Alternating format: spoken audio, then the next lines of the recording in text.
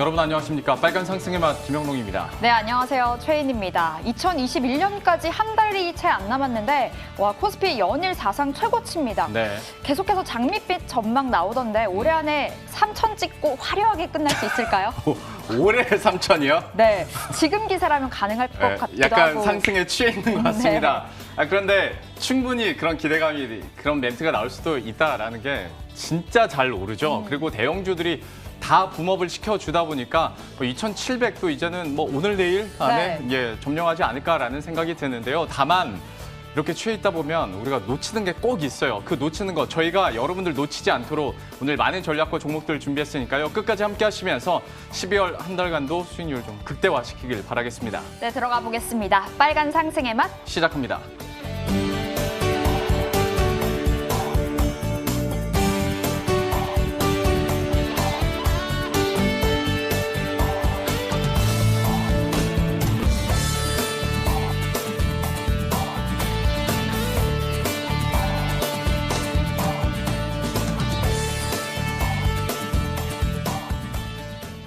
네, 장 마감까지 1시간 반가량 남았습니다. 양시장 흐름 체크해 보겠습니다. 먼저 코스피입니다.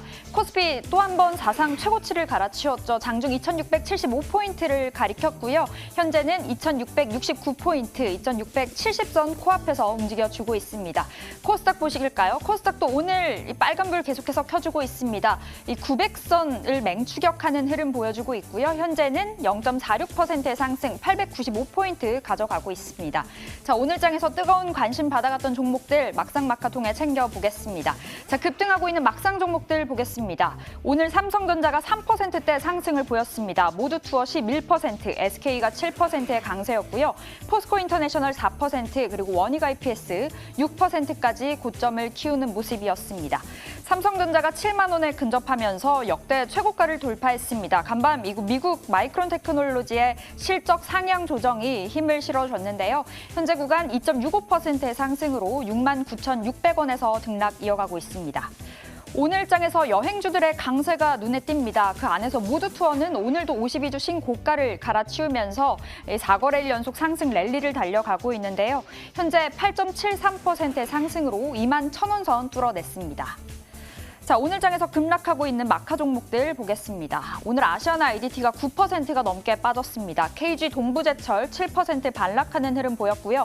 두산퓨얼셀 3%, 그리고 EDGC가 9%, NFC가 14%의 급락을 기록했습니다. 오늘 수소 관련주들 대부분이 하락세를 띠고 있습니다. 이 두산퓨얼셀을 오늘 2거래일 연속 하락세를 보여주고 있는데요. 제2의 테슬라를 꿈꾸던 니콜라가 간밤 이 30% 가까이 폭락을 하면서 수소 시장에 대한 우려가 좀 커졌습니다. 두산퓨얼셀 현재 구간 4% 가까운 하락세 보여주면서 45,000원 선에서 거래 이어가고 있습니다.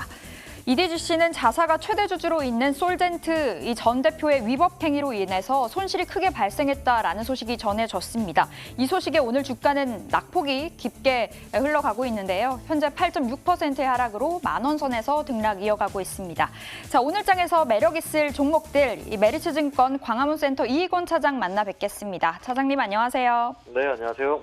자, 오늘 막상에 삼성전자 보겠습니다. 삼성전자, SK하이닉스 정말 잘 가지고 있는데요. 삼성전자 7만 원을 목전에 두고 있습니다. 지금 진입 가능할까요? 네, 당연히 진입해야 된다. 포트폴리오 없으면 지금이라도 사셔야 된다라고 강하게 말씀드리고 싶은데요. 먼저 여러 가지 근거가 있는데, 제가 최초 방송 출연 때도 반도체 장비주를 언급드리면서 삼성전자의 내년 투자 캐펙스가 사상 최대치다라고 언급을 드렸습니다. 지금 내년에 대한 업황 개선 기대감은 얼마나 좋아지냐보다 올해 코로나 이후로 더 이상 나빠질 게 없다라는 게 가장 큰 포인트고요. 여기서 제가 주가가 이만큼 올랐음에도 불구하고 더 사라고 말씀드리는 이유는 메모리 가격이 아직 오르지 않았습니다. 메모리 가격이 오르지 않았음에도 주가가 먼저 선반영해서 올라간 건데요. 과거의 메모리 가격의 사이클을 보면 메모리 가격이 처음으로 상승할 때 그때 삼성전자 하이닉스의 주가의 상승 랠리는 상승 초기보다 더욱더 가팔랐고요. 그렇기 때문에 지금 메모리 가격이 아직 반등하지 않았는데 주가가 올라가는 거는 아직 이 상승세의 중간도 지나지 않았다라고 말씀드리겠고요. 이 메모리 가격에 그 영향을 미치는 건 모바일 D램이 약 30% 그리고 서버 D램이 약 20에서 25% 정도인데요.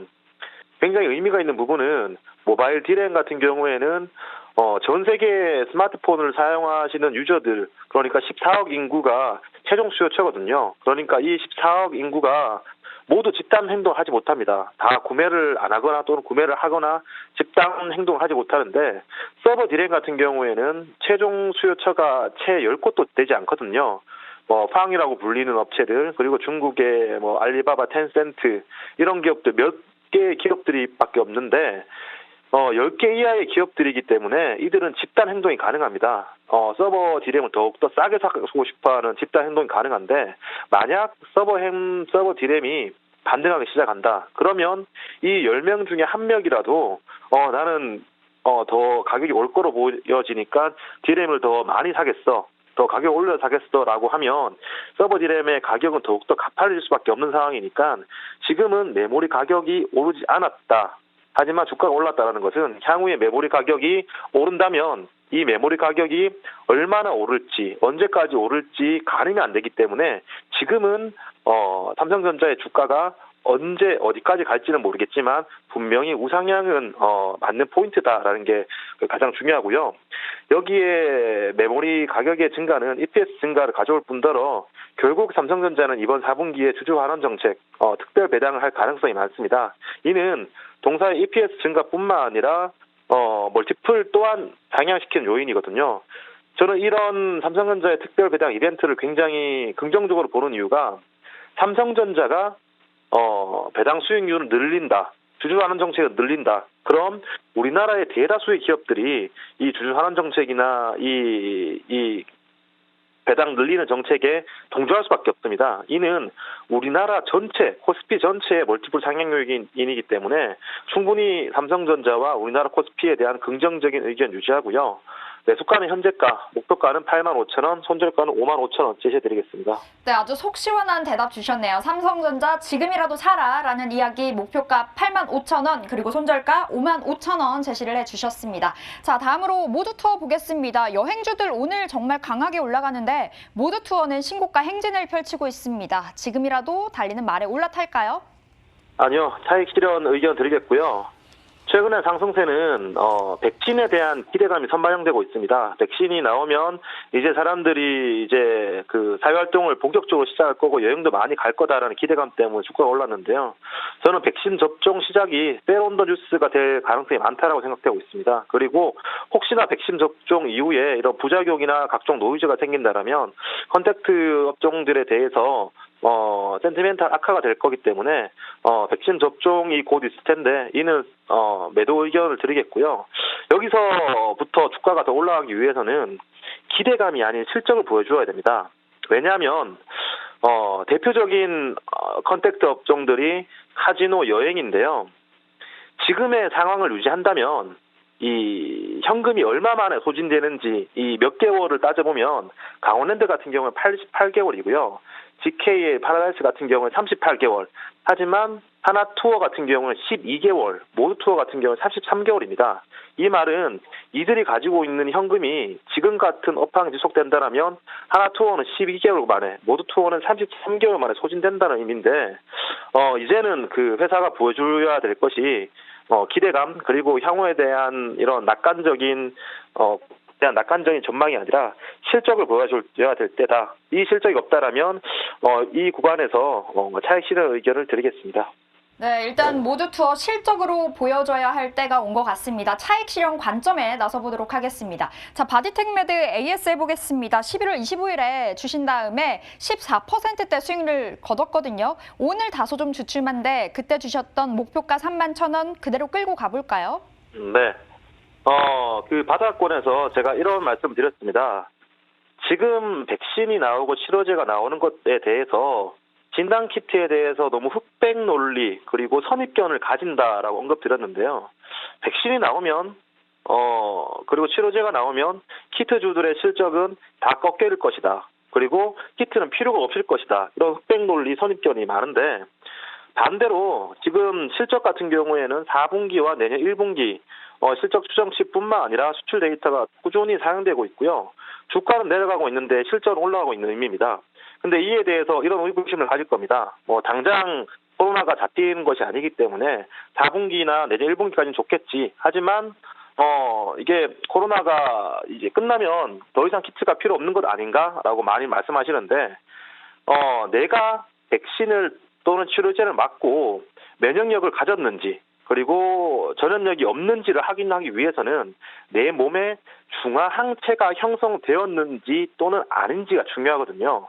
그리고 우리가 백신을 맞는다고 하더라도 자유롭게 여행을 다니기 위해서는 이런 중화항체 형성 여부와 중화항체 관련된 여권, 이런 면허증이 굉장히 중요한 사항입니다. 그렇다면 백신과 치료제 이후에 중화항체 키트에 대해서 중요성 더욱더 대두될 가능성이 많은데요.